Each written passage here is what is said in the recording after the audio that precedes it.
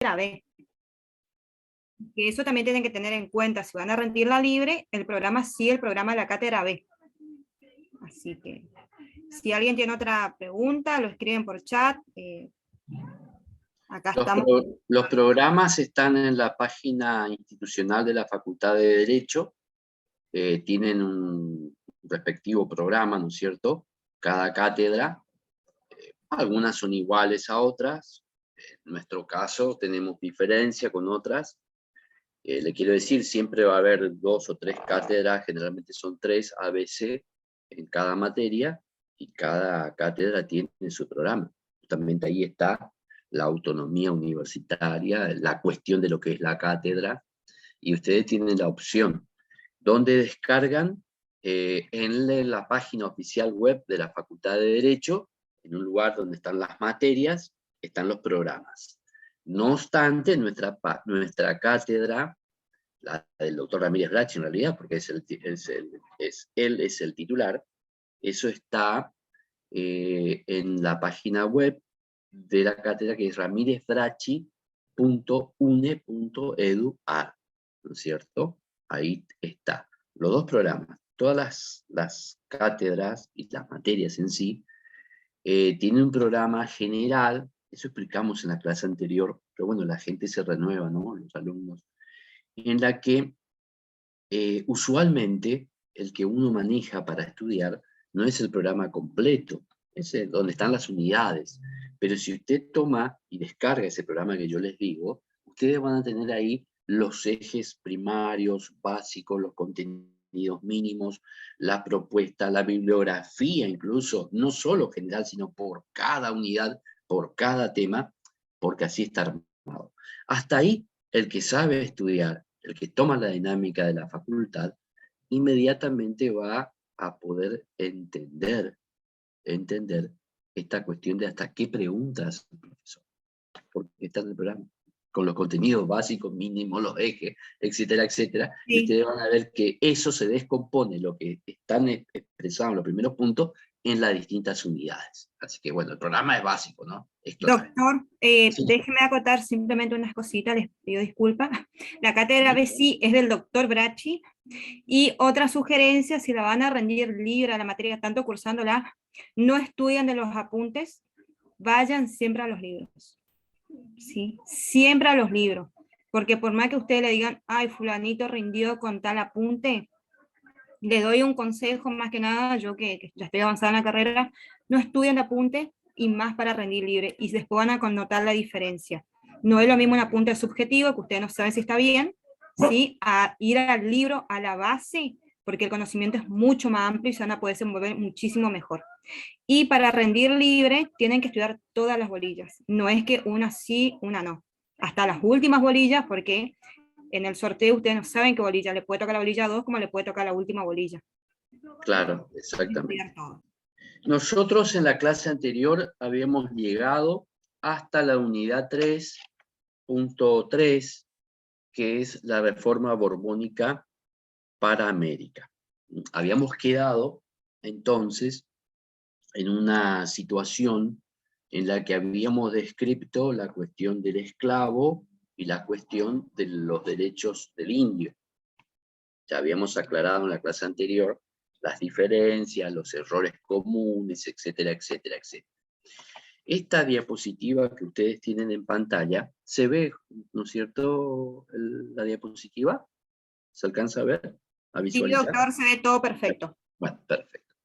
Aquí, lo que ustedes están viendo en pantalla es el denominado el Imperio Español, pero en realidad lo que están viendo son los Austrias o los Habsburgos. Ustedes saben que en la primera unidad, en el punto, mejor dicho, en el punto 1 de la unidad 2, luego del rey, características del rey, está la evolución de la monarquía ibérica.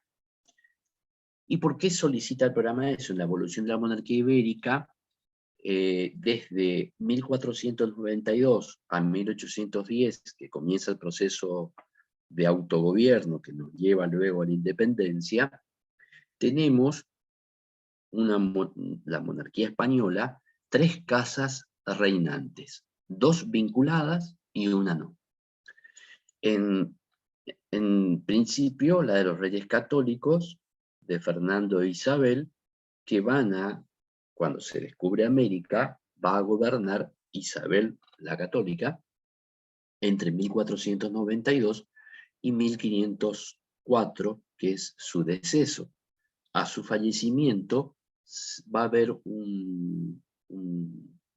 en principio, tendría que haber reinado Juana, su hija, porque recuerden que América y esta porción de lo que se va a constituir como el Reino de Indias, pero particularmente en la corona ibérica, mantenían sus reinos los reyes consortes. Entonces, Castilla pertenecía a Isabel.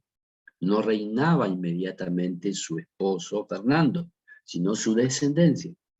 Al no tener hijos varones, porque los niños habían muerto en edad temprana, van a quedar en cabeza del reino en Juana.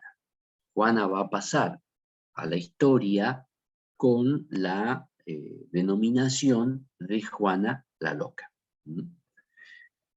Atento un proceso de insanía, que justamente va a invalidarla en el reinado. Entonces se desarrolla, dado el amor profundo que tenía ella por su esposo, y al fallecimiento de Maximiliano I, inmediatamente, entonces va a quedar ella en un menoscabo psicológico, y eso va a devenir en una insanía. Entonces va a subrogar, ahí sí, el reino en el gobierno Fernando. Y por eso ustedes aquí ven los Austrias mayores y menores. De esta casa reinante surge la casa de los Habsburgo. ¿Por qué?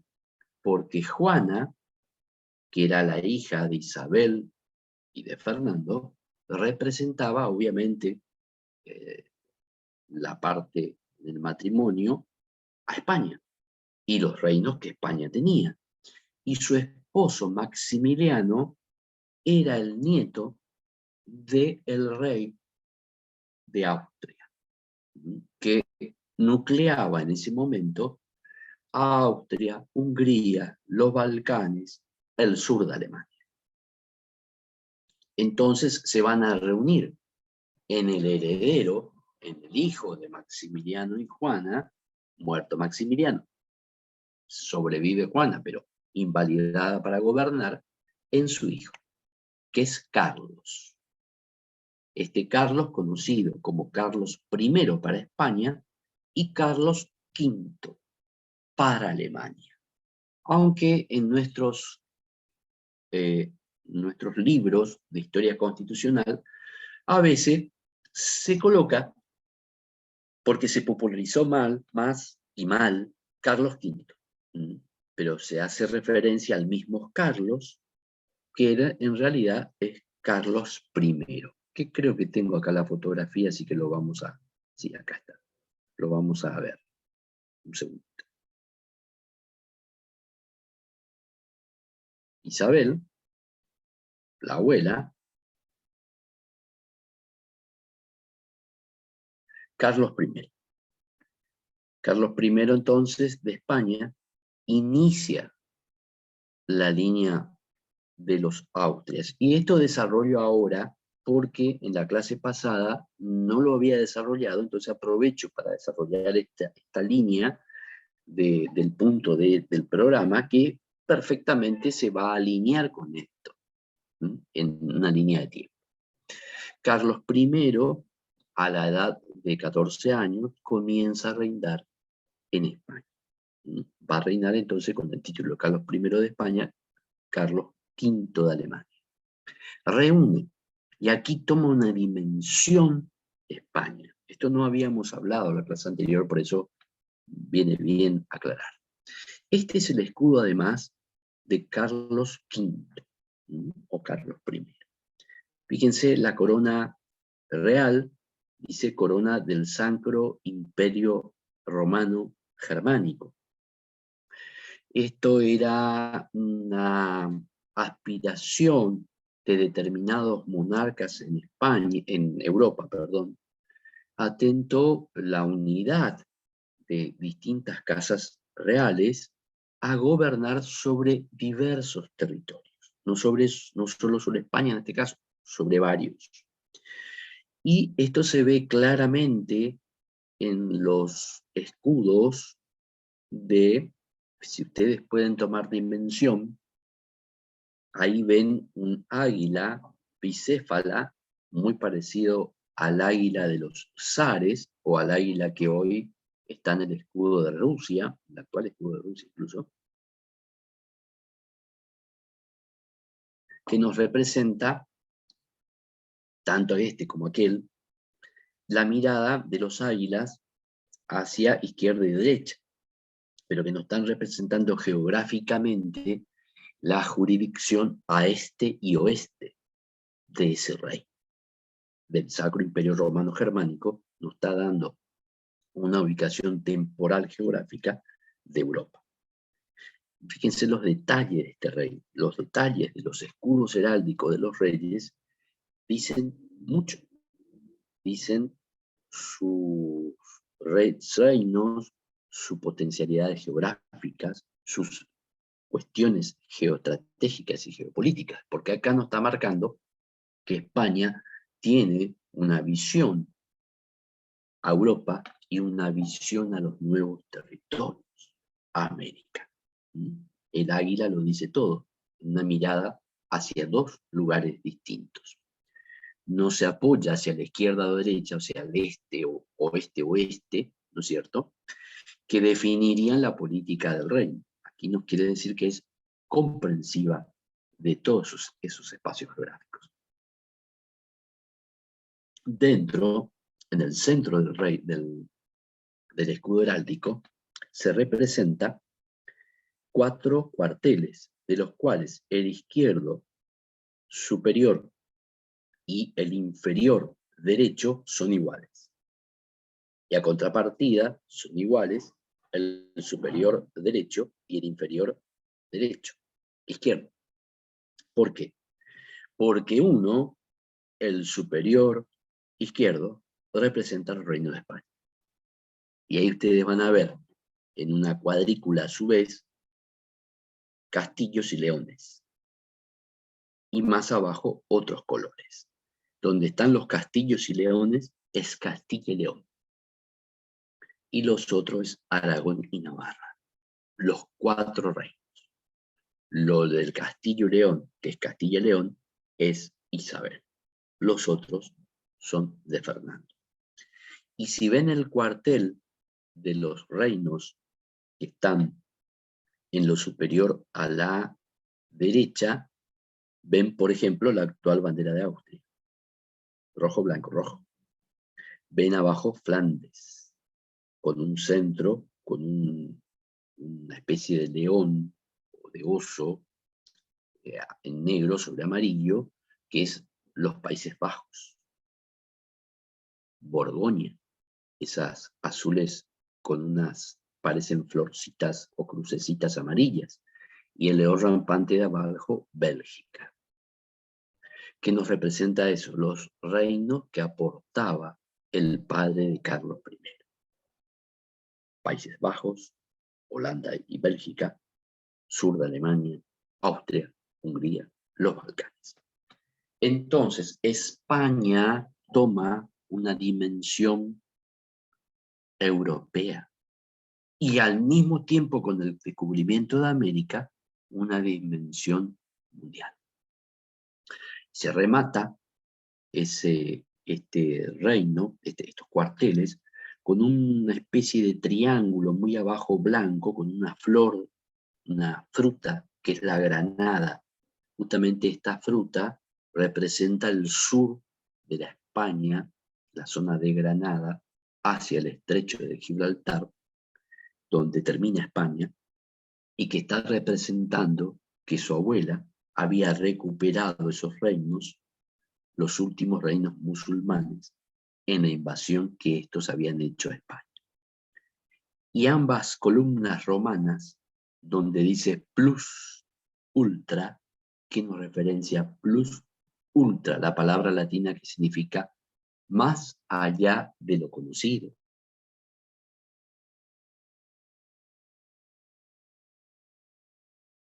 De lo que significa plus ultra.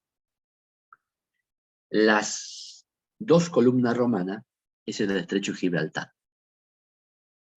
Es el paso del Mediterráneo al Océano Atlántico. Y a partir de ahí, manos de la isla Canarias, o bordeando Portugal y el Golfo de Vizcaya hacia Francia o Gran Bretaña, el mar Océano hacia su interior nadie había navegado. Por el temor, ¿se acuerdan que la tierra caía? Los monstruos marinos, etcétera, etcétera. Todas las teorías que por ahí habían en boga. Por eso es un honor para España del plus ultra. Fuimos más allá de lo desconocido. Nosotros nos atrevimos. Y aquí España toma una dimensión mundial, de un Estado que tiene territorio en en los 5 continentes. Este es un detalle muy importante, porque España, que deviene de Hispania, significa tierra donde se pone el sol, dada la visión desde Roma. Cuando España se convierte en provincia romana, los romanos lo colocan como Hispania, viendo desde la península itálica, el sol se ocultaba en España. Eso significa tierra donde se oculta el sol, pero España relanza su nombre para colocar en España no se pone el sol. ¿Y por qué? Porque en este tiempo las posesiones que España va a tener en Europa, en África, en América, en Asia y Oceanía, hace que durante las 24 horas del día, donde el sol va dando una parte del globo, había una posesión o un territorio español que el sol alumbraba. Y esto se da con este rey de 14 años que apenas hablaba la lengua castellana, porque hablaba un dialecto que se hablaba entre la frontera holandesa y belga, hasta que va a adquirir, ¿no es cierto?, el dominio de la lengua. Su predecesor, Felipe II. Y ahora sí volvemos a Felipe II para que ustedes tengan una dimensión de lo que estamos hablando. A los presentes les pregunto, ¿conocen y se ubican lo que es la actual nación de las Filipinas?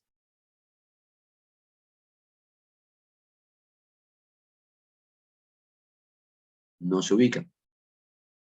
Las Filipinas, que es un conjunto de islas que está, ¿no es cierto?, en Asia. Doctor, disculpe que le interrumpo. Si alguien quiere contestar, levanta la mano, entonces activamos los micrófonos. Perfecto, perfecto, perfecto. Por favor, yo estoy acá, doctor. Bueno, perfecto, perfecto. Bueno, ¿qué es las Filipinas? Un conjunto de islas, ¿no es cierto?, que ¿por qué llevan ese nombre? No tenían nombre. Más allá de las islas de Luzón, en el centro, la Filipina es un archipiélago, es un conjunto. A ver, Diego Soto, ¿sí? Ahí Diego va a hablar, levantó la mano. ¿Sí, Diego? Sí, profesor, lleva ese nombre porque como es, Felipe compró esas islas, rescató esas islas, por eso se llama las Filipinas. Aunque las arcas en ese momento no daban según los contadores y los que se encargaban de las finanzas, él, a pesar de eso, decidió rescatarlas con el fin de evangelizar y cristianizar, digamos, a esos moradores. No sé, profesor, si estoy en lo cierto. Sí, así es. El tema es que Filipinas ya estaba en dominio de España y atento a lo costoso del mantenimiento, como bien dice el alumno Soto, ante un estado contable en las Cortes de Indias. ¿Podés apagar tu micrófono, Soto? Entonces, ante esta situación, se establece esta acción de Felipe II de mantener las islas, porque ya había moradores que se habían convertido. Y de ahí entonces se toma en honor todo ese conjunto de islas como Filipinas, por Felipe. Bueno, ahí ustedes toman la dimensión planetaria que toma España. Las Filipinas, que esto es una pregunta de examen, de programa, no se suele realizar porque prácticamente no se escribe en los libros usuales que se utilizan, pero no sé si ustedes sabían que las Filipinas formaban parte de qué virreinato, del virreinato de Nueva España, o México. La capital virreinal de las Filipinas era la Ciudad de México. Para que ustedes vean la implicancia de esta acción global de España. Vamos ahora sí a la diapositiva con la que habíamos ingresado, que era la respectiva a la monarquía de los Austrias, para que ahora sí interpreten ustedes a Carlos I y Felipe II en esa diapositiva en la que dice Carlos I, Felipe II, esplendor. En la época del cénic de la monarquía ibérica, en la sucesión de los reyes católicos a los Habsburgos o los Austrias, con un crecimiento que va a llegar o va a llevar desde el siglo XVI, los años 1500.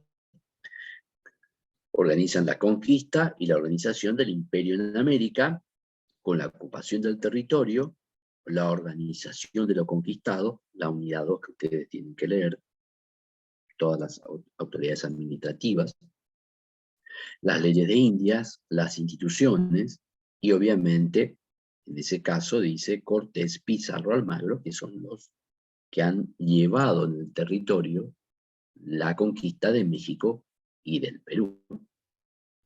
Luego de estos Austrias mayores, comienza, y además, para que ustedes interpreten, Felipe II tiene mucho que ver a través de su medio hermano, que es el Duque de Alba, en la famosa batalla naval del Mediterráneo de 1570, en la que se frena una nueva ola de invasión musulmana a Europa, la famosa batalla de Lepanto, cerca de las costas griegas, donde la Armada española, junto con la Armada veneciana, Venecia y España, van a derrotar a la multitudinaria flota musulmana. Superada la flota cristiana, española, veneciana, en casi una proporción de 10 barcos a 1, y en 20 a 1 nombres. Una acción épica de los españoles en la que derrotan, superando sus fuerzas, a los musulmanes, que son casi 10 veces superiores en barcos y en tropas. La derrota total musulmana en Lepanto va a significar que el Mediterráneo sigue por mucho tiempo más en manos cristianas. Y luego los Austrias menores comienzan con Felipe III, ¿no es cierto?, Felipe IV y Carlos II. Son los tres reyes finales. Hasta Felipe III y parte del reinado de Felipe IV, España se mantiene en ese esplendor, pero comienza a caer durante ya la mitad del reinado de Felipe IV y mucho más aún con Carlos II, con épocas de crisis, con la cuestión, como dice abajo, de decadencias y bancarrotas, problemas comerciales, la aparición de una nueva nación que disputa a España en cada parte del globo la cuestión del comercio y sobre todo de la cuestión marítima, que es Inglaterra, aliada a su vez aliada esta por las guerras religiosas de Europa entre los cristianos y protestantes. Entonces es una época difícil para los Austrias menores, que comienzan un breve proceso, podríamos decir, de estancamiento, no de decadencia, pero de estancamiento y de caída progresiva. Con Carlos II se produce entonces el cambio de dinastía. Aquí estamos, ya en la línea de tiempo que estamos haciendo, acá ya estamos en la unidad 3.3, se produce entonces la guerra de sucesión entre 1700 y 1714, a la muerte de Carlos II, el último de los Austrias. Al no dejar descendencia para reinar, se produce un proceso de guerra sucesoria. Pretende la corona por parte de Francia Felipe de Anjou, que va a ser luego rey, porque va a triunfar esa guerra. Entonces Francia, con sus aliados, que son los enemigos de España en ese momento, que se alian a Francia, para imponer un rey francés en España. Porque esposa, mejor dicho, la madre de Carlos II era francesa. Y por el otro lado, Austria, que era la casa real reinante, con el archiduque Carlos de Austria. Van a enfrentarse entonces todos los otros reinos aliados de España, Holanda, Bélgica, Flandes en realidad se denominaba así, parte del sur de Alemania, Austria, los Balcanes, Italia, conforman el otro bando, que van a enfrentarse durante 14 años, y con la paz de Utrecht se establece fundamentalmente entonces el acceso de la casa reinante borbónica de origen francés a España, que es Felipe, que va a gobernar después como Felipe de Anjou. Este cambio dinástico tiene un conjunto de reformas. Ahí ustedes ven, y esto tiene su situación, estas reformas, es una reforma que realizan los Borbones en todo el reino. Y aquí van a llegar las reformas españolas a América ya en el siglo XVIII, pero que van a llegar de la mano de Carlos III, que es el sucesor de Felipe.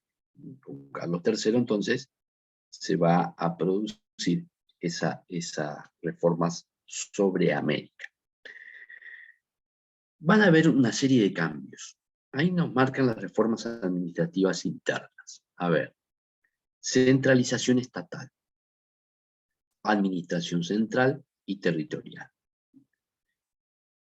Hay una cuestión en la centralización estatal porque los Borbones, recuerden cómo es Francia hoy en día. Francia es un estado unitario. Francia tiene departamentos, no tiene provincias internamente, no es un sistema federal. La Francia de ese momento era centralista, con unos reyes que imponían sus ideas sobre las leyes. De ahí deviene el famoso despotismo ilustrado. Deviene de esa idea, de esa degeneración, de esa frase mal utilizada por los franceses, reyes franceses borbónicos, primos de estos españoles, del Estado soy yo, refiriéndose al rey. En España, los Borbones van a tener una resistencia muy importante, porque recuerden que nosotros en España, por la visión que venimos estudiando de España, deviene del fuero juzgo, de las partidas de Alfonso X el Sabio, de su hijo San Fernando III, en las que los reyes españoles, y así son Isabel y sus descendencias, los Austrias, del apego a la ley, del apego al consejo, en este caso de Indias, y a la corte, del cumplimiento de ese mandato del fuero juzgo que dice, sos o serás rey mientras cumplas el derecho. El día que dejes de cumplir el derecho, dejarás de ser rey.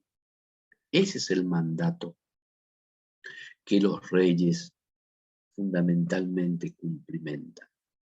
Vienen los Borbones con otra idea y cometen estos errores, errores generales, pero esta visión de una centralización estatal, de una administración central, como dice ahí, con un aumento de poder en la Secretaría de Despacho.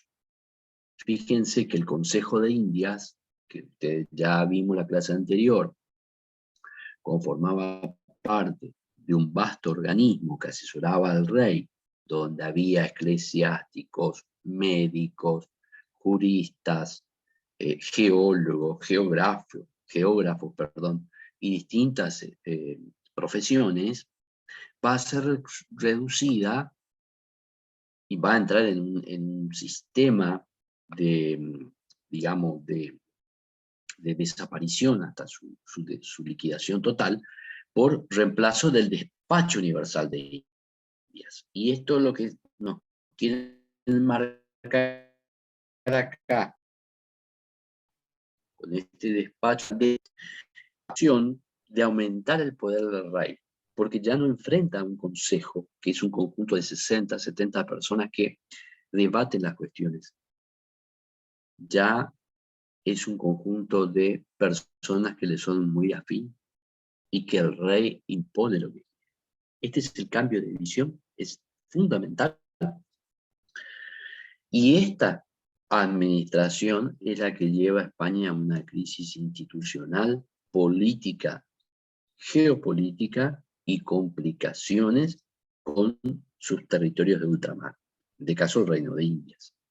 Porque los Austrias gobernaban con un poder central muy fuerte, pero a su vez no tenían un centralismo y una absorción de los organismos en América, sino tenían una descentralización. Eran fuertes realmente como reyes, con un mandato muy fuerte, pero con una descentralización, y ese es el impacto directo de las reformas borbónicas a América, que busca la centralidad del poder.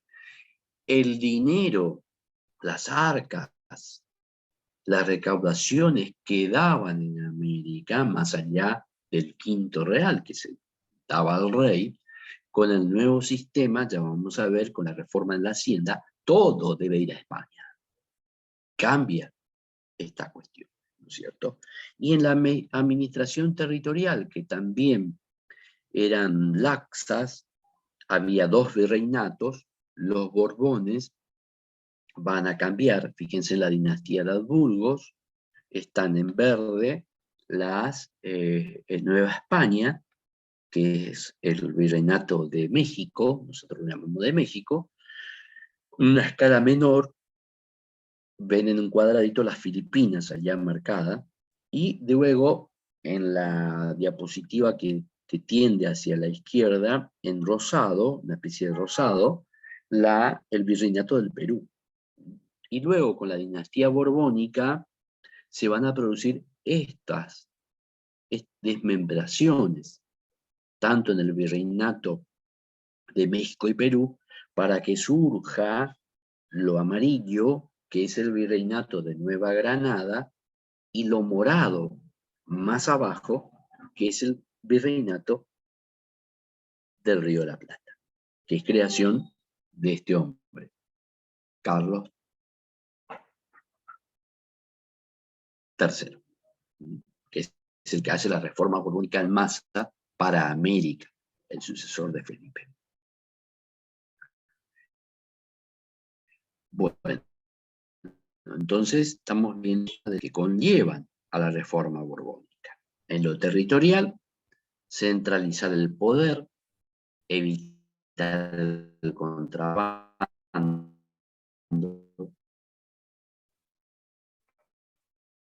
creación del nuevo virreinato, creación del virreinato del Perú. Esto también tiene una cuestión estratégica.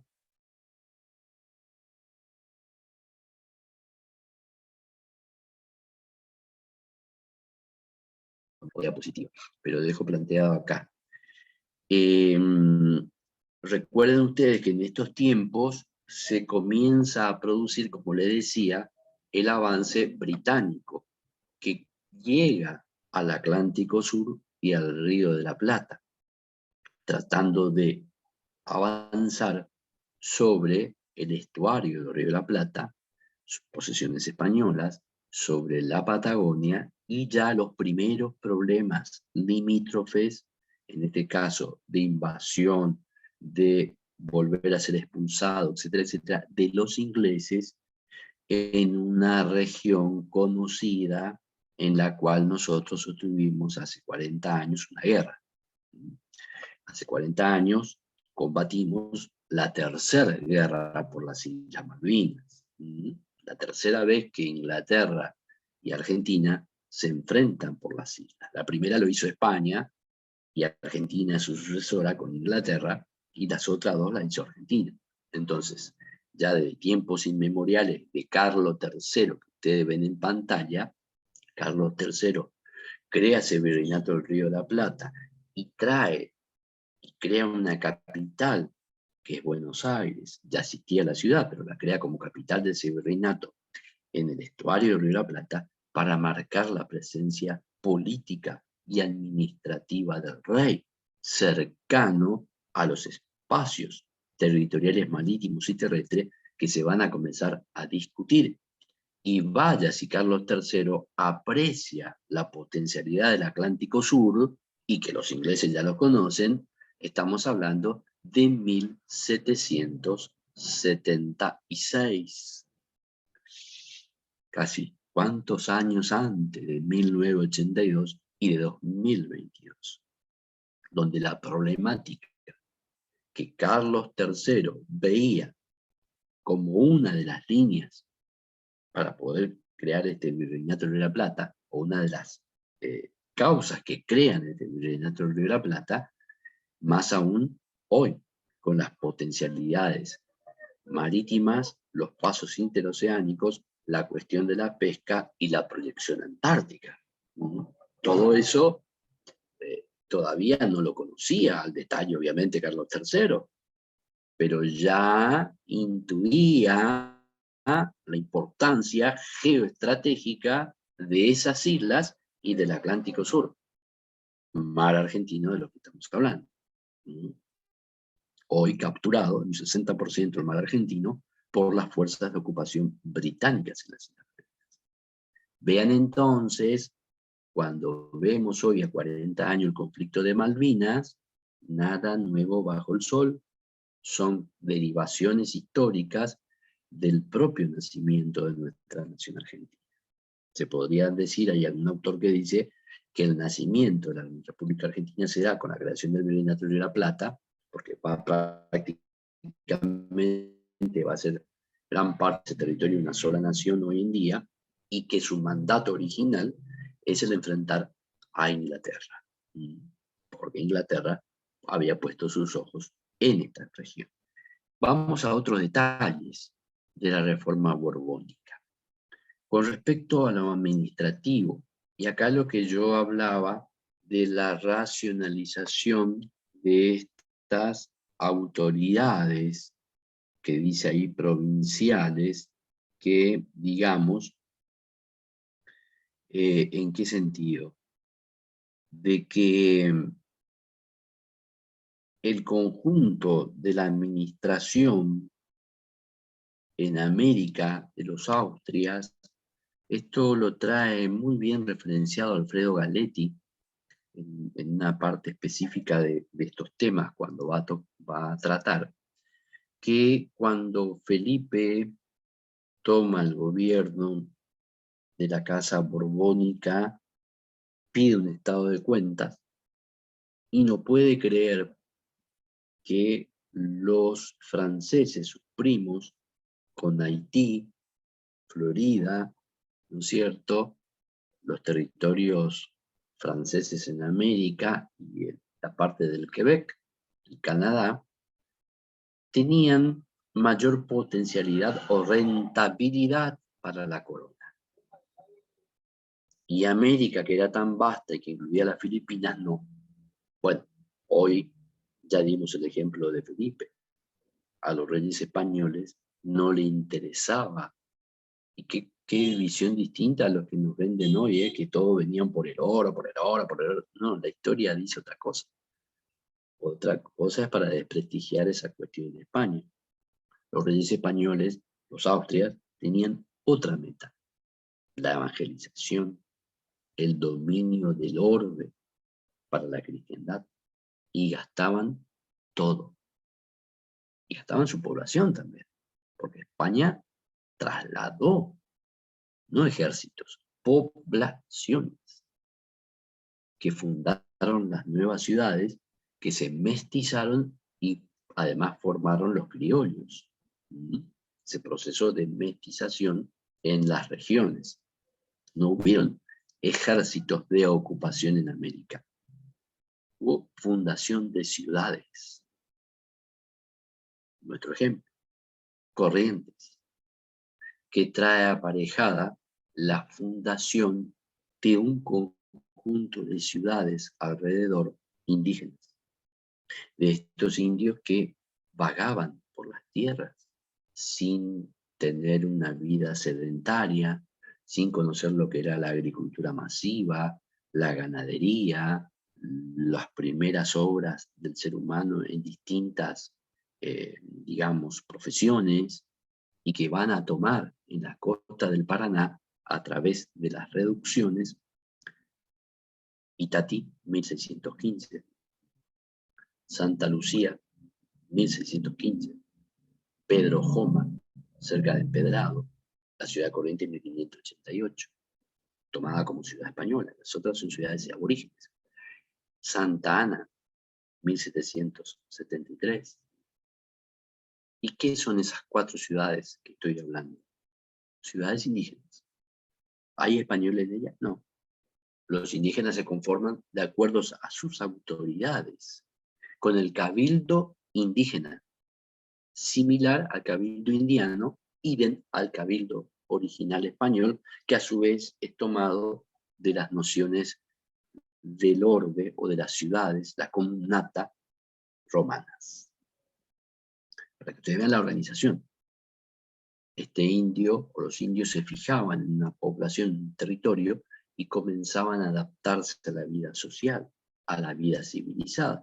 Y si vamos a la costa del río Uruguay, tenemos el formidable ejemplo de las misiones jesuíticas. Por ejemplo, en Corrientes, Yapeyú, La Cruz, la zona de Alvear, más al norte, San Carlos. Del conjunto de más de 30, 40 misiones jesuíticas a ambos lados del río Uruguay y aguas arriba del mismo, en lo que son 3 naciones: Paraguay, Argentina, Brasil, e incluso para la otra línea de los jesuitas que trabajaron, Bolivia. El trabajo de estas órdenes religiosas. ¿Por qué fuimos hasta ahí? Por la racionalización que se va a plantear con la reforma económica en la hacienda que pretenden fundamentalmente los Borbones con la Real Ordenanza de Intendentes y la creación del superintendente. De ahí deviene el fundamento de esa ordenanza, que no solo divide territorialmente, sino que crea un nuevo puesto, que es el Real Superintendente de Hacienda. En lo eclesiástico, Carlos III, el que mostrábamos recién en pantalla, Carlos III, va a ser quien expulsa ¿no es cierto?, a los jesuitas.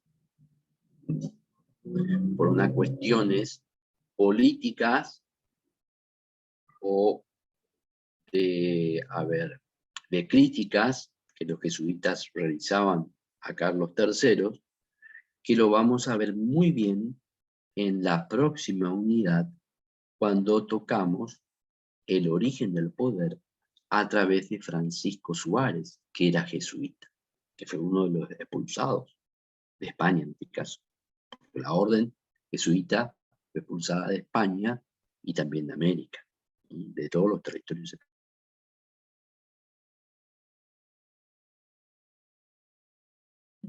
Y los clérigos.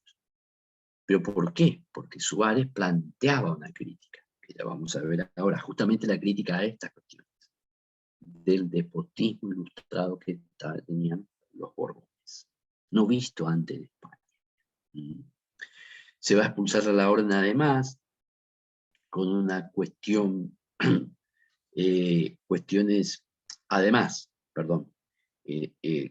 va a expulsarse la orden por una, diríamos, queja solapada, una protesta que hace el Portugal. Atento y en cuanto plantean cuestiones de límite que respetan las misiones jesuitas, y estos planteos que hacen tanto a la Santa Sede como al propio rey español, los portugueses dicen que las misiones jesuíticas son un estado dentro de un estado, en el sentido que era una tierra próspera, organizada por la Orden de Jesús, en la que se pagaban los tributos al rey, crecía esa comunidad y obviamente eran competidores de los portugueses. Recuerden que el río Uruguay era una vía de navegación que los jesuitas trabajaban intensamente, desde los puertos, en lo que hoy es Corrientes, en lo que hoy es Santa Catalina y Río Grande del Sur, en la que exportaban. ¿Qué exportaban a Europa directamente? Maderas, yerba mate, citrus, ganado. ¿Y con quién competían? Con los bandeirantes, quienes movían el motor económico del virreinato del Brasil portugués desde San Pablo. Entonces era una competencia. Y además, el Brasil, y mejor dicho los portugueses, que atacaban esta cuestión, crearon un escenario que se da geopolítico muy importante con la expulsión de la orden de los jesuitas. Porque la orden de los jesuitas estaban en el centro de acción del pulmón de la Cuenca del Plata, de las ricas tierras de Santa Catalina, Río Grande del Sur, el Guairá, donde sube el río Uruguay, parte del Paraguay hoy y de Corrientes, y el Uruguay, en la triple frontera con Brasil, que conformaban un espacio geográfico que quedó vacío, porque al desintegrarse la comunidad jesuita que fue expulsada, los indios quedaron en la región sin mando, ¿no es cierto? Y hubo un avance de protección de los bandeirantes, los humanos de obra.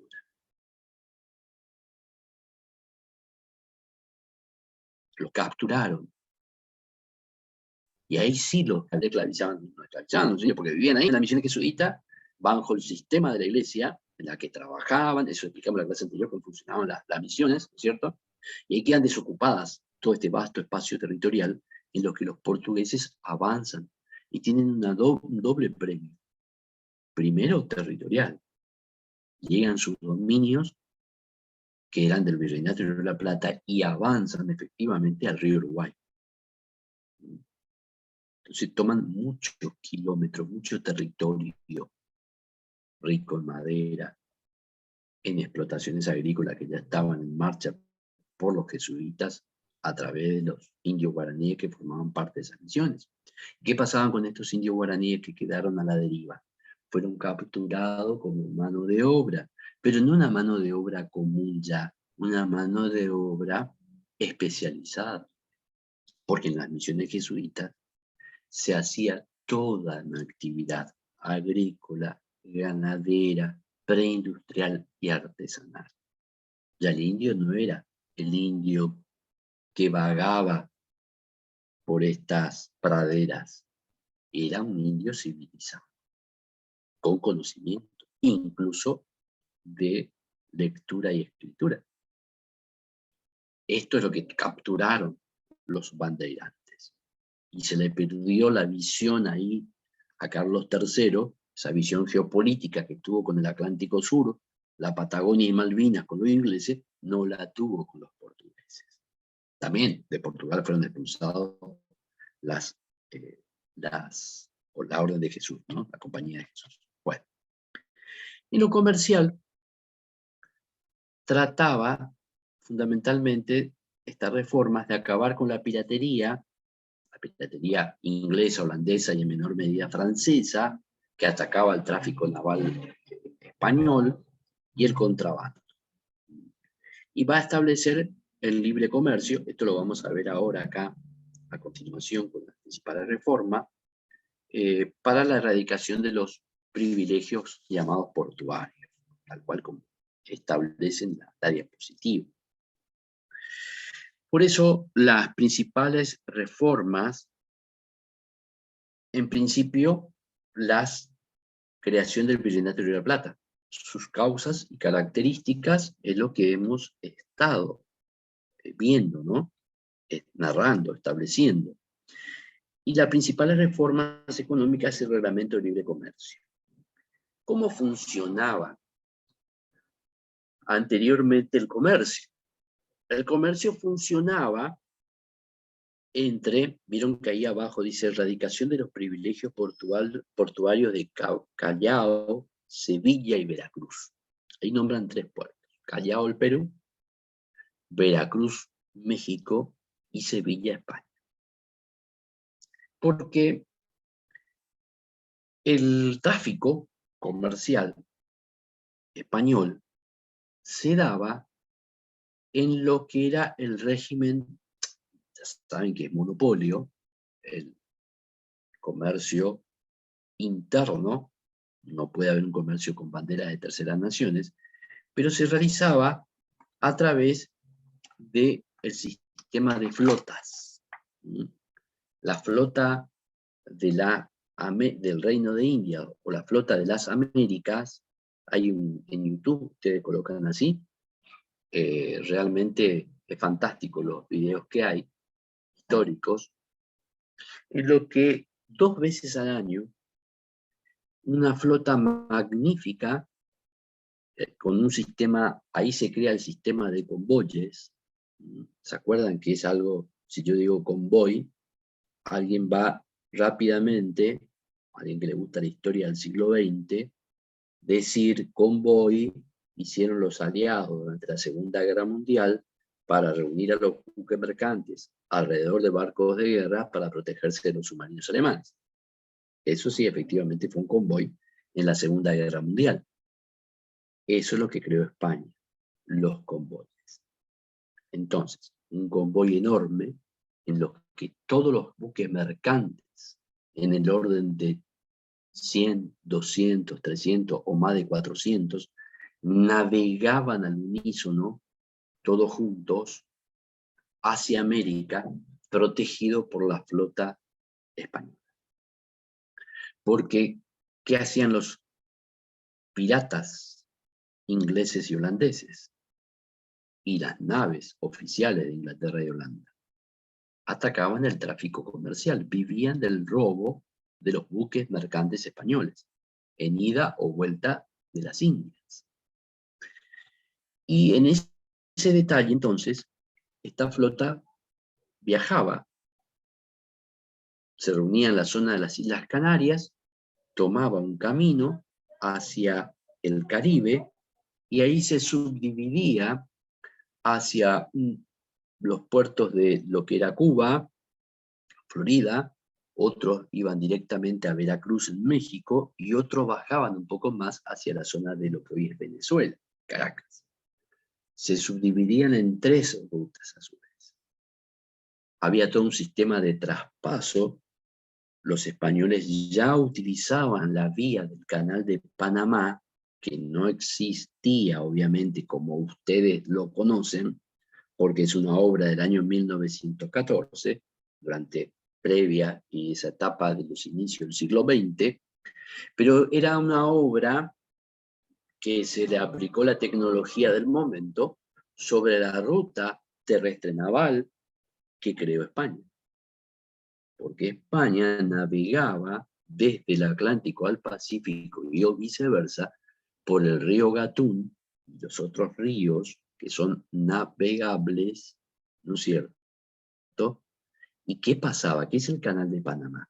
El Canal de Panamá hacían los españoles desde el Atlántico, ingresaban por el río que era navegable, cuando estaba la montaña, que luego está el lago de Gatún, y después otra vez el río, montaña y otro lago y río, y desembocan en el Pacífico, con 2 montañas, que es lo que el canal, en la obra del siglo XX, dinamitaron, y esas partes de la montaña enlazan los 2 lagos y los ríos, y ahí se forma el canal.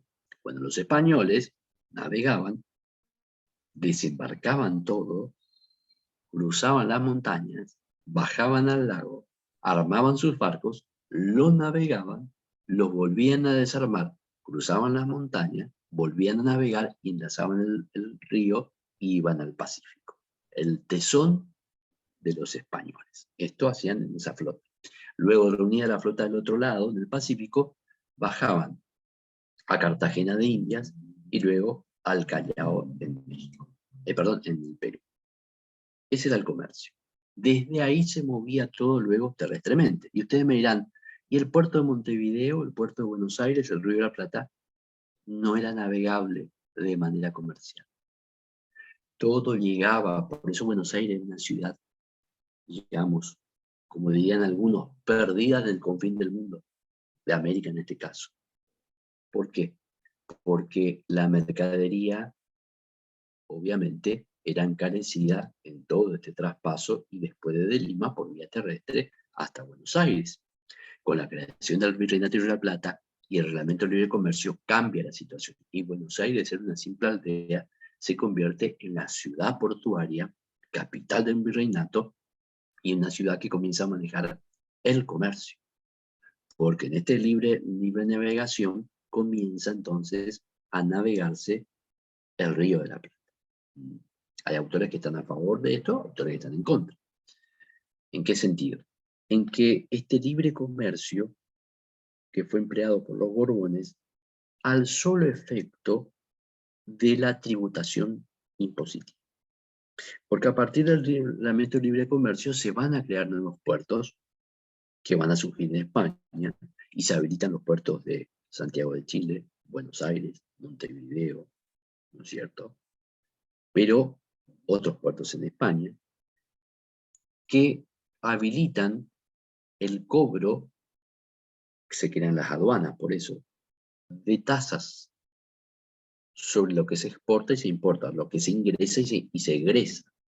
Comienzan ahí un conjunto de, entonces, de nuevos impuestos.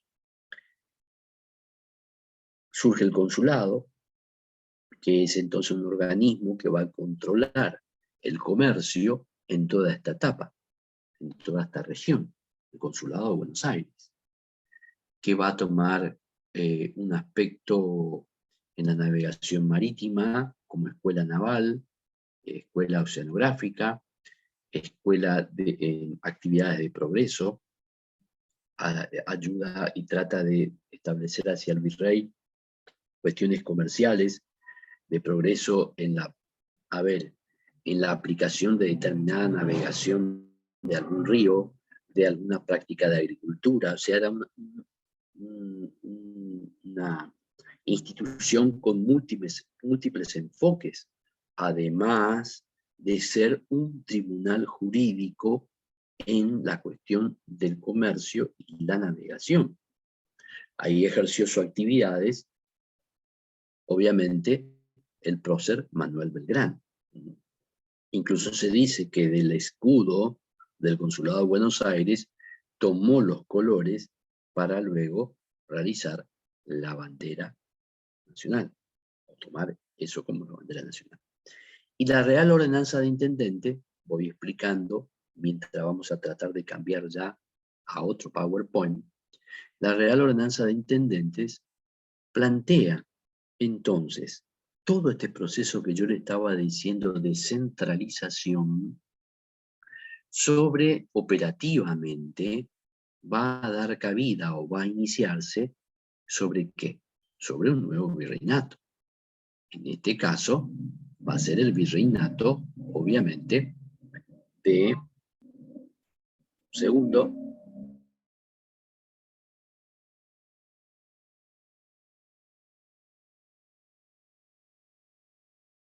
IVAs, un segundito, vamos ahí, a la reforma, después volvemos. Entonces, estas principales reformas del Reglamento Libre de Comercio, que hoy hablábamos, 1778, están en estas teorías de recaudación impositiva. Fíjense las principales disposiciones: habilitación de nuevos puertos, supresión de diversos impuestos, que son reemplazados por la alcabala y el almofarifazgo. La alcabala es el impuesto a la venta de muebles o inmuebles, cuando uno compra una silla o lo que fuere, y lo trae a América. Y esta alcabala es un impuesto regresivo que es muy parecido al sistema que hoy tenemos del impuesto al valor agregado, porque es un impuesto que se agrega, se paga por sobre la operación comercial. Y el almofarifazgo es directamente el derecho de tasa aduanera. Hoy lo podríamos reducir a arancel aduanero. Fíjense este detalle: al día de la fecha siguen siendo estos dos impuestos, hoy transformados, derivados, llamados de otra manera, IVA y aranceles aduaneros, las principales recaudaciones de la actual República Argentina. Para que ustedes vean el impacto de esas reformas económicas de ese momento, y que nada nuevo se ha creado desde 1778 a la fecha en lo impositivo, más allá de los 165 impuestos nacionales, provinciales y municipales, tasas e impuestos superpuestos que hoy tenemos, que eso prohíbe la Constitución Nacional. Atento que se estima que cuando hay un 33% de la capacidad económica de una persona que se va en tributación de impuestos, ya se torna de un carácter confiscatorio. Analicen los impuestos que pagamos a cada instante, desde la compra de un paquete de cigarrillo, a un utensilio, a un vehículo, a la nafta. ¿Por qué es tan cara la nafta? Tiene un alto componente. Si ustedes van a descomponer, que lo van a hacer en economía política o en la materia específica de finanzas y derecho financiero, cuando lo descompongan y vean los porcentajes que el Estado se lleva en un atado de cigarrillo, en un vehículo automotor 0 kilómetros, en un litro de nafta, ahí van a entender cuál es el problema.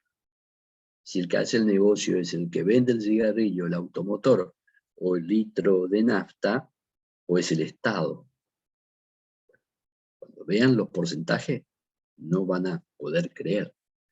Y de la creación del consulado, como le decía, para regular en cada lugar todo este ingreso de los nuevos puertos en operatividad, y que obviamente también va a tener influencia en la aduana de Buenos Aires, que se crea en 1778.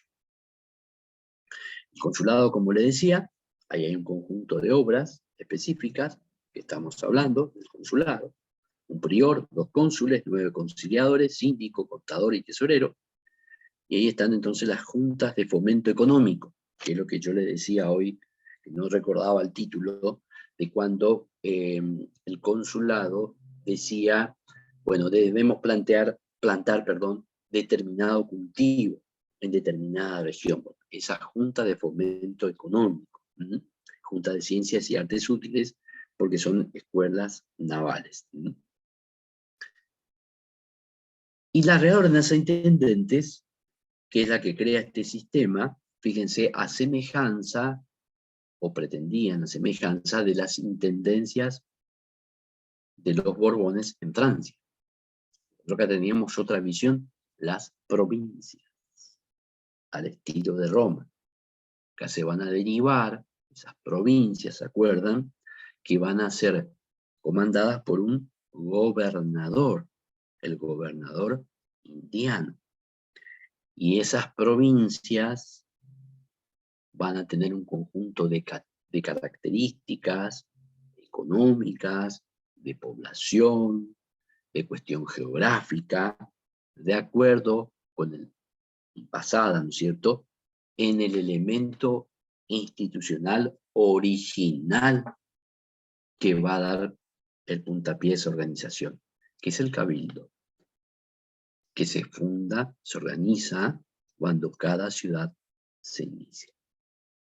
Si ustedes analizan cada cabildo importante de la nación o de las provincias, a ver, Corrientes, Santa Fe, Córdoba, Buenos Aires, Salta, Jujuy, Catamarca, Mendoza, San Luis, La Rioja, son capitales de provincia, ¿no es cierto? Son ciudades cabildos, establecidas estratégicamente a través del cual se conforma un núcleo poblacional, un territorio, una determinada característica económica, y que conforman eso las primigenias provincias. Y acá se quiere tratar de cortar, por decirlo de una manera, esa estructura con esta superintendencia que va a subdividir el virreinato recién creado del Río de la Plata. Se toma esta superintendencia, este régimen de intendentes, por eso es tan importante y se pregunta permanentemente en Mesa Libre y en curso, la Real Ordenanza de Intendente de 1782, porque después este sistema de Real Ordenanza se van a implementar en los otros 3 virreinatos de América. Pero como este está recientemente creado, el Virreinato de Río de la Plata, se va a aplicar esta Real Ordenanza de Intendentes a este primer virreinato recién creado. Con 8 intendencias específicas, la Superintendencia de Buenos Aires, que va a comprender a Santa Fe, Entre Ríos y Corrientes, y las demás intendencias que ustedes ven, por ejemplo, la Asunción del Paraguay, la de Tucumán, que incluía Córdoba, Rioja, Mendoza, San Juan, San Luis, Salta, Tucumán, donde estaba Salta, Tarija, Jujuy, Tucumán, Chuquisaca, hoy Bolivia, Potosí, hoy Bolivia, Cochabamba, hoy Bolivia, La Paz, hoy Bolivia, que formaban parte del Virreinato de la Plata. Y el superintendente era el delegado de la Real Hacienda. Y acá vamos otra vez a esas placas que hablábamos hoy, de la centralización del poder, de la recaudación, ¿para qué? Para acumular divisas. Eso no es lo que vivía América, eso se vive con los Borbones. No era el esquema económico anterior en América. Y estas funciones, a este superintendente, que además crea un conflicto con el virrey, porque está el virrey de Buenos Aires y aparece, para acá ahí está un superintendente, por arriba del virrey, que tiene funciones análogas. A ver, en policía, fomento económico, progreso, estas son funciones que tenía el virrey.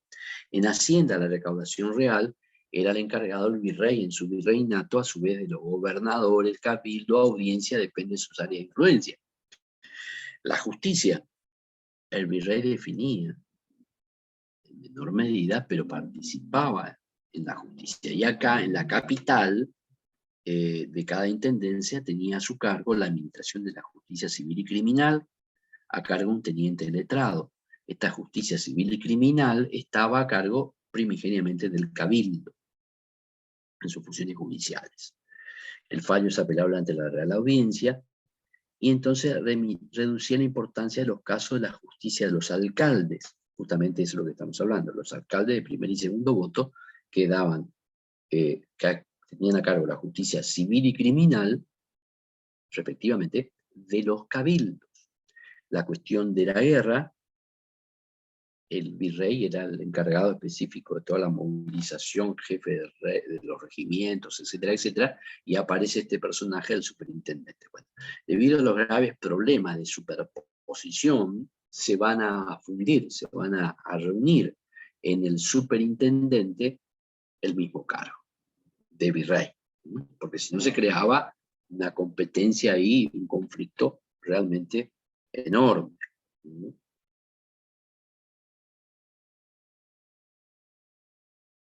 Bien, ¿alguna pregunta hasta acá? Yo no miré el chat, vamos a mirar. Doctor, están preguntando si la cátedra B utiliza los tomos de Galetti 1 y 2. Yo le había dicho que sí, pero no sé si hubo alguna modificación o algo acerca de la bibliografía. Sí, la cátedra B utiliza los tomos 1 y 2 de Galetti, como bien le dijiste. Tenemos bibliografía específica sobre los puntos. En este momento no la hemos visto, porque esta parte del programa, si no yo voy avisando. Tenemos específicamente Galetti. Para las primeras 3 unidades utilizamos el libro Noción de las instituciones indianas del titular de cátedra Ramírez Bracci, en conjunto con el doctor Villagra, que es de la cátedra A, si no me equivoco, un trabajo Sí, doctor, intercátedra. así es. En un trabajo intercátedra que en este caso nos sirve para las primeras 3 unidades. Mucho de lo desarrollado ahí no es para toda la materia, es para las primeras 3 unidades. También usamos como apoyatura cualquier libro de historia constitucional. Hay cientos de autores, pero por ejemplo, a ver, ¿qué es lo que está digitalizado? ¿Qué hay en la biblioteca? En la biblioteca tenemos Galetti, Celso Lorenzo, que es un autor más moderno que Galetti, pero tiene la misma estructura de trabajo en 3 tomos. Pero ¿por qué nosotros preferenciamos a Alfredo Galetti? Lo preferenciamos a Galetti porque en principio es el que más se adecúa a la materia, al programa, que se va a adecuar. Y trae un aporte que es realmente interesante, que son los anexos. Los anexos es un conjunto de instrumentos al final de cada tomo, 1 y 2, en lo que todo esto que yo, todavía no acá, pero ya desde la unidad que viene, cuando comenzamos con la Revolución de Mayo, todas las instrucciones, reglamentos, estatutos, proyectos de constitución, pactos interprovinciales, tratados nacionales, internacionales, la constitución original del 53, etcétera, etcétera, etcétera, que son puntos específicos del programa, los trata Alfredo Galetti en los anexos. ¿Cómo? Con la transcripción exacta, tal cual fueron en su momento otorgados, fueron sancionados, fueron puestos en funcionamiento, o algunos sancionados y no puestos en funcionamiento, como la Constitución del 1819, pero los trae Galetti. ¿Qué no trae Celso Lorenzo? Creo que algo trae Celso Lorenzo, pero Galetti trae todo. Celso Lorenzo nos puede permitir ampliar un poco la visión para las últimas unidades, ya entrado el siglo XX, finales, y XXI, atento que Galetti falleció en la década del 80. Entonces, lo posterior podemos adosarle Galetti, pero también hay libros específicos para esa etapa del origen de los partidos políticos, de las organizaciones, sobre todo los partidos políticos y de la visión que se tiene, con distintos libros también de Ramírez Bracci, que en su momento le vamos a ir nombrando. Y, por supuesto, quien tenga a Ricardo Levene, tiene un manual de historia del derecho argentino que va a ser más limitado. ¿En qué sentido? No el autor es el padre, uno de los padres de esta materia a nivel continental y español. Pero en este caso el manual es limitado porque es un manual. Por eso se llama manual, tratado, enciclopedia, obra monumental, marca la cantidad de hojas. Entonces Galetti compendia, comprime, perdón, Levene, en su manual todos los temas. Es sumamente exquisito, es fantástico, pero es muy técnico. Obviamente, cada palabra ahí puesta no puede perder el tiempo, no puede perder renglones. Entonces, dato tras dato, para el repaso es fantástico. Pero por eso insistimos siempre en Alfredo Galetti, Celso Lorenzo, también está Martiré. Martiré tiene 2 tomos, si no me equivoco, o un manual, ahí no recuerdo, yo creo que lo tengo en 2, pero bueno, las ediciones por ahí cambian. En biblioteca hay todo eso que le estoy Doctor, diciendo. nosotros en el Drive de Franja también lo tenemos en PDF los libros a los tomos de Galetti, tanto 1 como tomo 2, así que si tienen acceso al Drive, ahí tienen el material. Perfecto, muy bien. Y bueno, le decía además, cada puntos específicos tenemos unos trabajos especiales, pero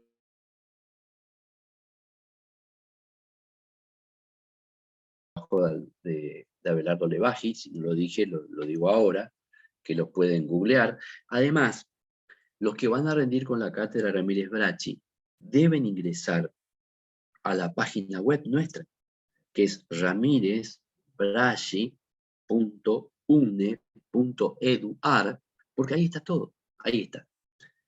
El programa oficial, está la bibliografía, libro por libro, algunos están descargados, otros están los drive de referencia, Franja, etcétera, etcétera, donde estén. Están las carpetas con las líneas de acción, federalismo, derecho indiano, están ahí agrupadas. Y hay toda una sección de conferencias y de videos, YouTube, videos específicos del titular de cátedra. Cada uno de estos temas que yo estoy abordando, no, puntualmente tal vez la ordenanza, no recuerdo, pero muchos temas del programa son abordados por Ramírez Bracci en pequeños videos didácticos de 15, 20 minutos, 10, 15 minutos, que les brinda a ustedes también un pantallazo, que es como el que estamos dando ahora, ¿no? Una idea para que ustedes puedan después volcar en los libros. Entonces, Alfredo Galetti, Levene, Celso Lorenzo, Martiré, Soraquín Becú tiene 2 tomos, después Levene y Soraquín Becú tienen historia del derecho argentino, ya son 5 tomos, fantástico, ya para más profundidad. Y hay otros autores, López Rosa también, López Rosa, hay muchos libros o varios, digo muchos, no sé cuántos, pero hay en stock en la biblioteca. Está por ahí también en PDF, no sé si lo tienen ustedes, pero existe, hay que googlearlo. El problema de López Rosa es que López Rosa hace un libro, digamos, como el profesor, para la Facultad de Derecho de Santa Fe. Entonces, las primeras 3 unidades, 4, o sea, el libro arranca con la Revolución de Mayo, arranca con las reformas borbónicas. Le faltan las 3 primeras unidades. Ese es el problema de López Rosa, porque está adaptado a otro programa, y él inicia desde ese momento. Le falta lo anterior. Es cuestión de complementar. ¿Sí iba a decir algo? Te corté, perdón. No, le pido disculpas. Ahí yo ya ingresé en la página del doctor, acá dejo el link en el Exacto, chat. perfecto. Entonces pueden ingresar y tienen todo el contenido para estudiar tranquilos. Tienen para divertirse. Ahí además el doctor Ramírez Bracci sube todo lo que él va produciendo académicamente, notas, conferencias, libros nuevos, otros libros que no tienen relación. El doctor Ramírez Bracci ha escrito mucho sobre la guerra del Paraguay, por ejemplo, que tangencialmente tocamos muy al final de este programa, pero básicamente sube toda su vida académica, pero está la materia compendiada ahí adentro, ¿no? También una fuente de búsqueda de información. Bien, nos quedan todavía unos 17 minutos, porque hasta las 20 horas. Doctor, hago una pequeña aclaración, pido disculpas, yo me equivoqué. Los chicos que ingresaron este año 2022 deben aprobar una materia para ser regulares, ¿sí? Yo me equivoqué, consulté a mis compañeros de militancia y me corrigieron, así que pido disculpas por esa aclaración nada más. Gracias, Sí, doctor. también,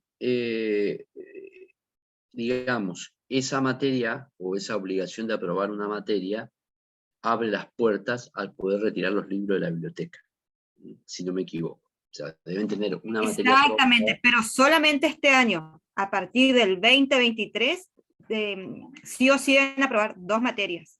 Si no, bueno, se pueden hacer otro trámite que no voy a explicar acá porque no es el lugar, pero ingreso 2022, una materia deben aprobar este año. Claro, para poder acceder a los libros, al préstamo de los libros de la biblioteca, ¿no? Pero Y bueno, ser alumno regular, exactamente. Gracias, doctor, me pido disculpas. no, por favor. Pero hoy en día, bueno, en nuestra materia todo el material está digitalizado, prácticamente lo llevamos. Si no, ustedes van al centro ahí con un PDF y le pasan las agrupaciones, en este caso Franja Morada, y además, yo no estoy en la fotocopiadora, pero si quiere alguien puede ir a fotocopiar, porque están también los libros, es el mismo drive, uno lo impresa, lo puede imprimir, perdón, o lo puede tomar. Creo que eso no vi hoy todavía. ¿Hay fotocopiadoras ya en la facultad? Porque con todo esto de la pandemia... Y doctor, al lado del centro estudiante Bueno, está la fotocopiadora, así que, y tiene precio bastante accesible, así que perfecto. de igual manera, si alguien no puede o no puede acceder a la fotocopia, nosotros lo tenemos digitalizado, así que Por pueden acceder supuesto. también. Hoy en día el material está totalmente con todos estos avances, ¿no? Cuando nosotros estudiábamos, en la que íbamos a clase y no se daba ni la bibliografía, ¿no? Tenían que manejarse cada uno, ¿no? Como podía, ¿no? Bueno. ¿Alguna otra pregunta que quieran hacer particularmente de estos temas? Fíjate, si hubiera... Levanten la mano o hagan por el chat, de última yo la leo, ¿no? Claro, por eso. Es para optimizar estos 15 minutos con preguntas que estamos en este momento terminando la unidad 3. Ya terminamos. Hemos dado por terminar la unidad 3. Entonces, algún problema en la unidad 3 podemos rápidamente preguntar, porque ya entramos en la unidad 4, que son las teorías del poder. Vamos por lo menos a iniciar el desarrollo, las teorías del poder, que más allá de que ustedes esto van a estudiarlo de distintas aristas en sociología, en derecho político, algo lo van a ver también en sociología, derecho político, y bueno, hay otra materia que también lo pueden llegar a ver obviamente en constitucional, en teoría de los poderes, la segunda parte del derecho constitucional. El origen del poder explicado en nuestra materia, ya en las primeras unidades hemos visto esto es un repaso, porque acá la unidad 4 nos pide las ideas de Suárez y Rousseau, pero es obvio para interpretar cómo era el poder hasta ese momento. Recuerden que en el punto 3 de la unidad 3 dicen las nuevas ideas, yo no desarrollé ese tema porque ustedes lo pueden leer, las nuevas ideas filosóficas, políticas y económicas. Ahí está, y en filosofía del derecho. Eran en otra materia también, sociología, derecho político, filosofía del derecho y constitucional, teoría de los poderes, van a ver esta cuestión del origen político. ¿Qué les quiero decir? Las teorías que dominan las primeras unidades, cuando estudiamos al rey en España, el virrey en América, etcétera, etcétera, estamos hablando del medioevo, acercándonos hacia el 1600, el 1700, hasta ahí, las teorías son divinas, todas están relacionadas con lo religioso, porque los estados europeos, de lo que hoy conocemos como Europa Occidental o Europa, van a estar menos Ucrania, ¿no? La Europa ya y Rusia menos. Pero el resto de Europa está en un proceso en el que existen príncipes o reyes, son todos estados cristianos, ¿no? Por eso decía Ucrania o Rusia que ya estaban en ese momento como cristianos pero ortodoxos, estos son cristianos de la religión católica, recién con Lutero va a venir el cisma. Entonces, hasta ese momento, el conjunto de naciones europeas tenían en vista esta definición del poder de las dos espadas. Lo habrán visto en la secundaria, lo habrán visto en Galetti, también lo trata al principio, en que el poder viene de Dios, pero la espada temporal la tiene el rey. O sea, el poder es divino, entonces, desciende a la tierra en dos vertientes. Una espada temporal es el rey. El rey gobierna, por designio de Dios, con la espada temporal, pero necesita de la otra espada, que es la espiritual. Esa espada espiritual le viene de Dios al Papa. Y el que corona al rey es el Papa. Es el intercesor, por decirlo de una manera, para que ese poder baje. Aquí el pueblo, o el Estado llano, no tiene una participación. Recuerden los tres estamentos medievales. Nobleza, clero, Estado llano o pueblo. Aunque en España y en todos los reinos se juraba la fidelidad a través de los representantes de las ciudades. Y luego está la vertiente absolutista, que es la que van a tomar un tapiz inicial y van a ir, digamos, llevando en aumento ese absolutismo, los Borbones franceses. Los Borbones franceses van a decir, yo ya los dije, el Estado soy yo. ¿Qué no quiere decir con el Estado soy yo? El parecer, lo que quiere el rey. ¿Me entienden? Y ahí hay una disociación.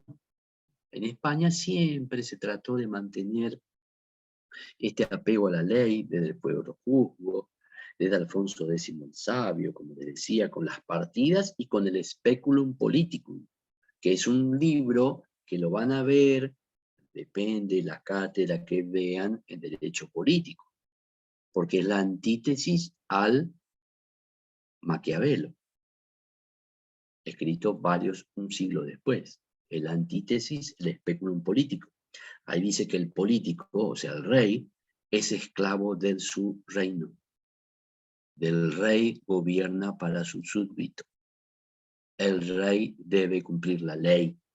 Maquiavelo nos enseña otra cosa.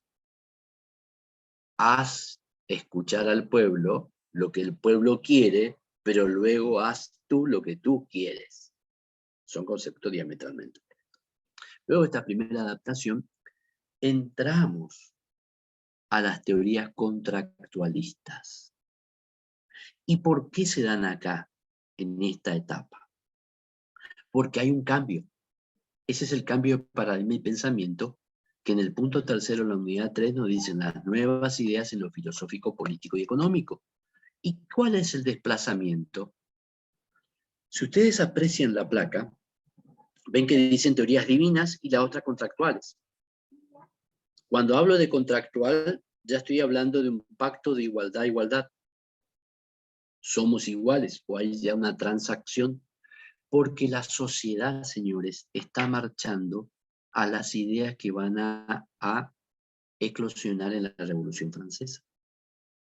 Ya Dios deja de ser el centro. Las sociedades ya no son unidas a Dios. Comienza un camino de separación de iglesia y Estado. Un camino en que la razón comienza a dominar. Y en este marco de nuevo esquema de pensamiento surge la teoría del jesuita Francisco Suárez. Y acá cierro la idea de lo que había dicho hoy. ¿Por qué se lo expulsó de España a la orden de los jesuitas? Porque los jesuitas, y en particular Suárez, establecía una doctrina del origen del poder que era la siguiente. El poder estaba en Dios, bajaba al pueblo, y el pueblo que lo tenía, a través de un pacto de vasallaje, se comprometía que se daba en el acto de juramento de fidelidad al monarca. Y en ese pacto de vasallaje, el pueblo entregaba el poder al rey. En esa coronación, las autoridades eclesiásticas participaban.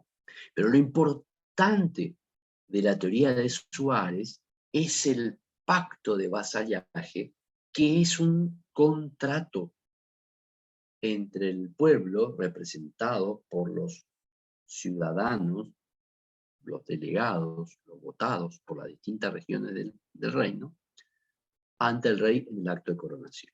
Ahora bien, cuando se cumple ese pacto, el pueblo, o el que no es soberano, se convierte en súbdito, y el otro en soberano, y ahí surge la soberanía real.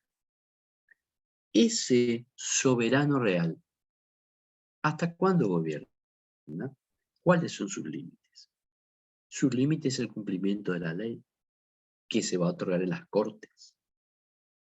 ¿Y cuál es el límite operativo? Primero, se enlaza con el viejo fuero juzgo español.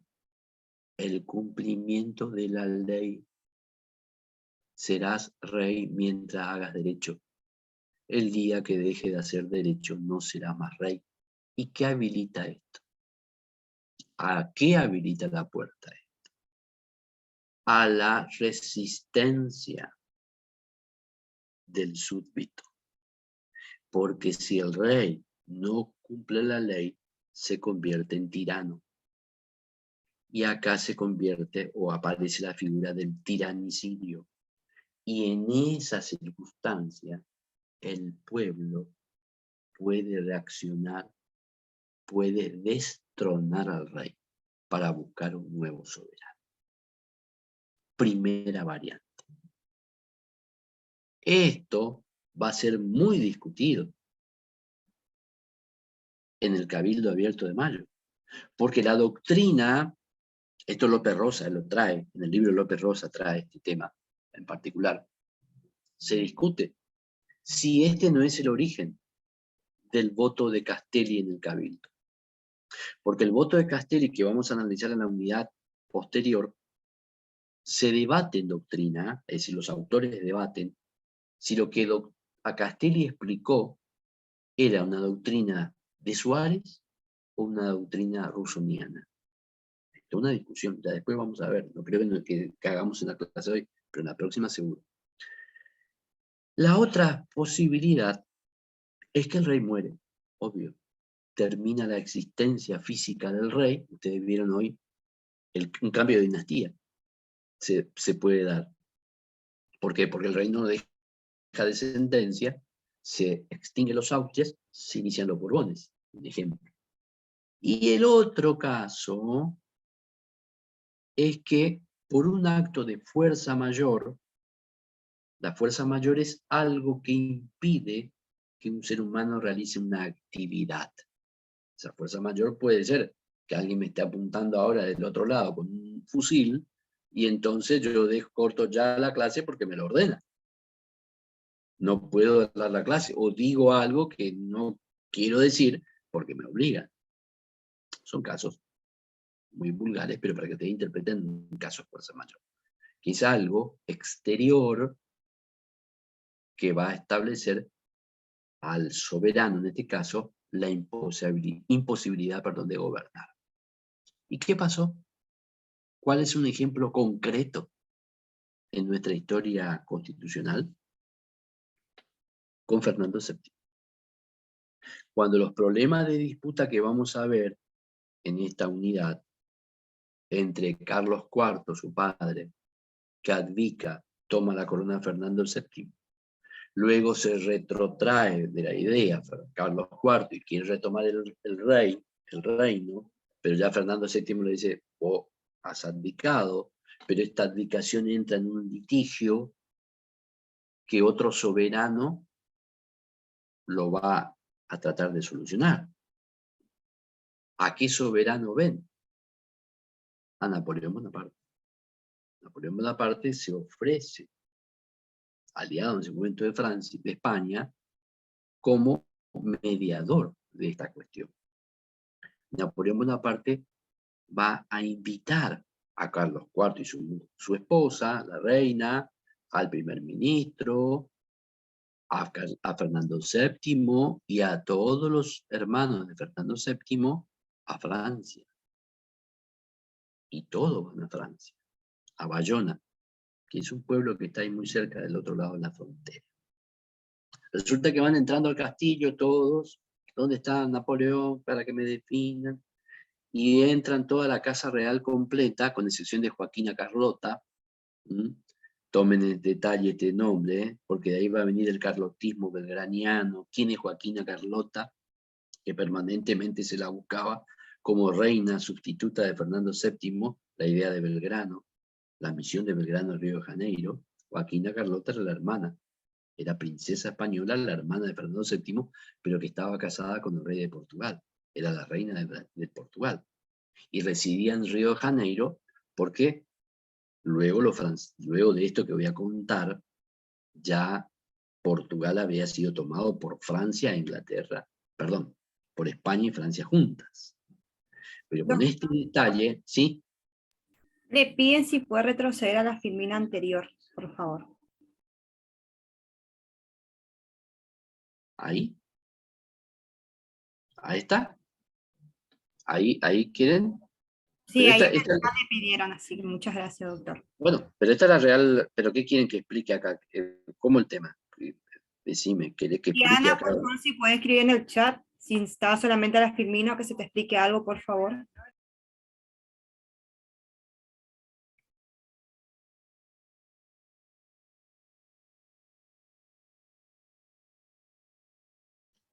De todas maneras, eso están en los textos. No. Recuerden que esta diapositiva está tomada de los textos, no vayan a creer que el doctor Aragón es un genio. Resume las ideas de los autores que están ahí. Y por falta de tiempo no coloco fulano de tal, Galet y Levene, que tendría que poner las citas, pero bueno, esto lo hace caseramente y a toda velocidad para poder que los alumnos interpreten, ¿no? Fundamentalmente. Bueno, dejo ahí, pero estábamos explicando Suárez.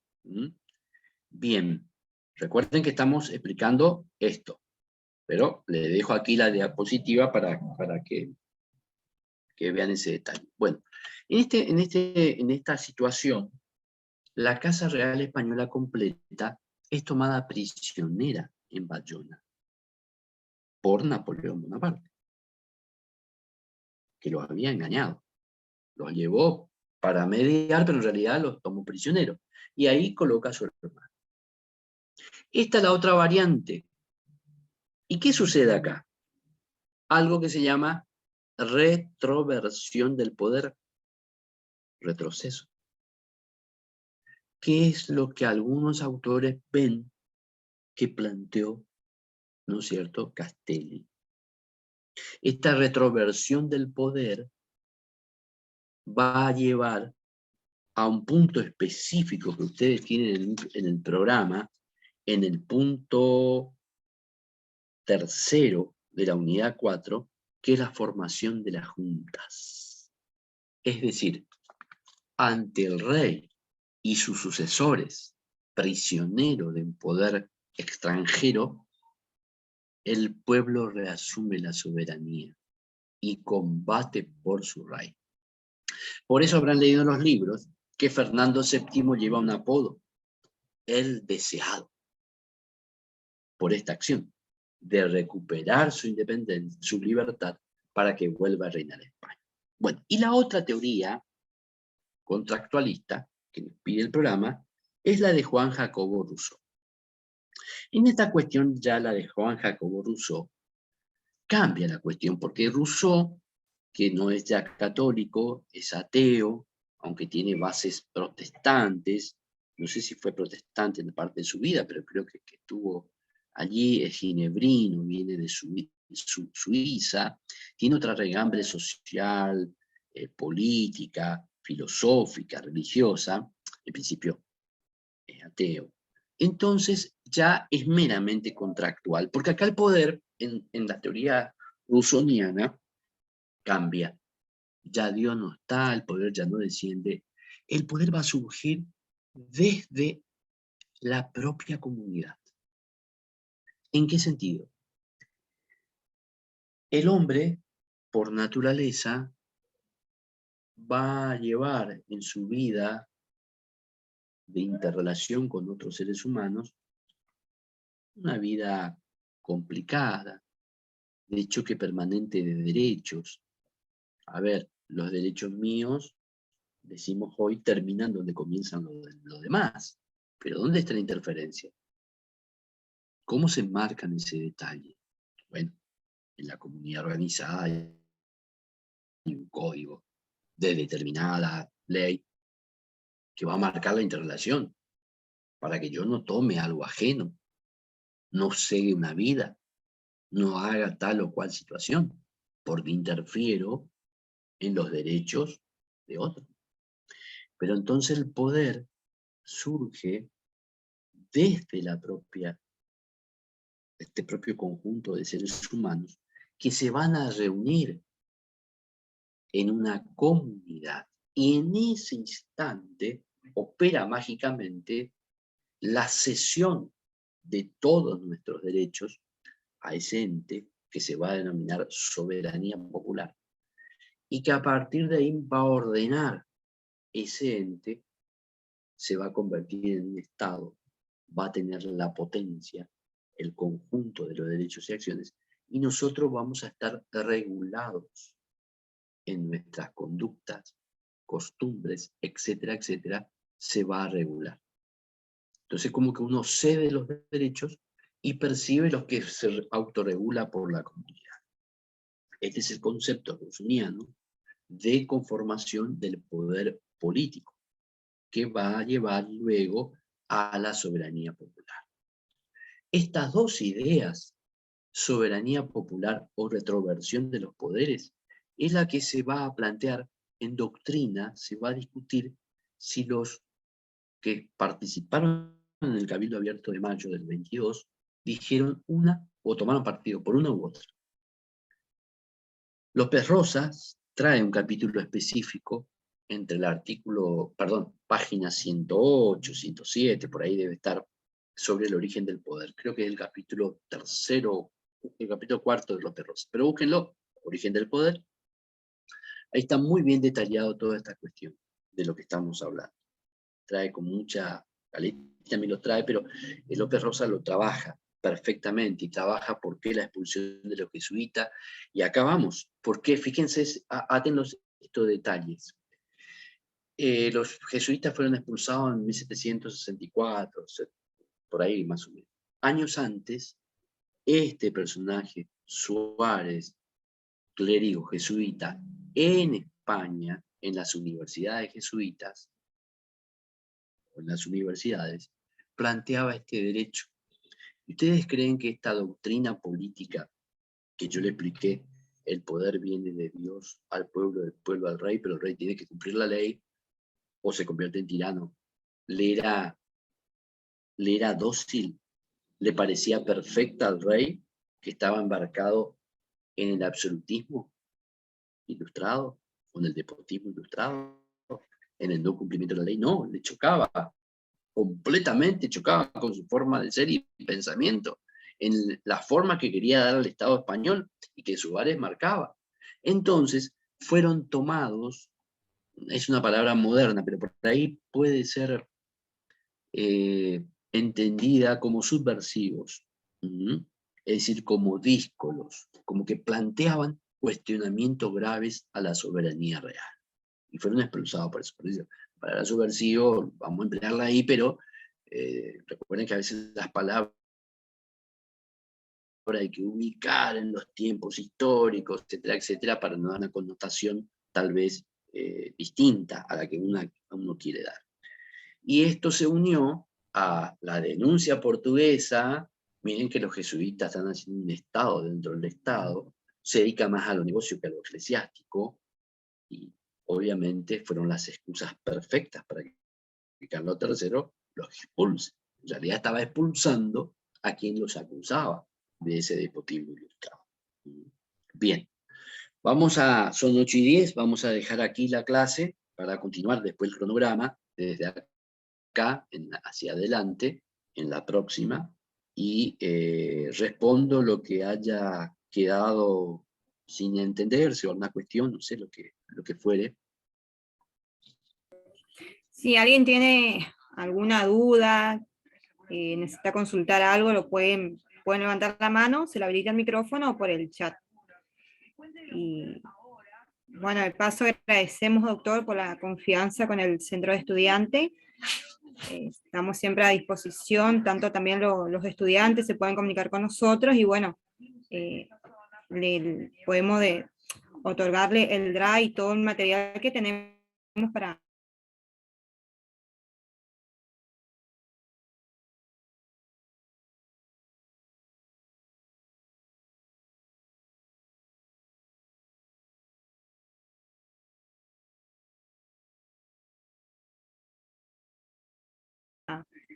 que podamos de franja, y van a encontrar todas las clases, no solamente de historia, sino todas las clases que estamos llevando a cabo del centro estudiante. Así que muchísimas gracias a todos los presentes. Gracias a usted, doctor, y bueno, nos encontramos la próxima semana, como seguía el cronograma, cuando usted tenga disposición de tiempo. Perfecto, muy bien. Entonces nos encontramos el próximo lunes. Ahí está. Hasta luego. Vamos a estar avisando, hasta ahora es el día lunes, pero vamos a estar avisando. Perfecto, sí, alguna eventualidad obviamente que pueda surgir, ¿no? Así que tengan paciencia, ya vamos a estar subiendo la clase, así que tengan paciencia, ya en estos días vamos a estar subiendo. Muchas gracias, doctor. Muy bien, gracias a ustedes.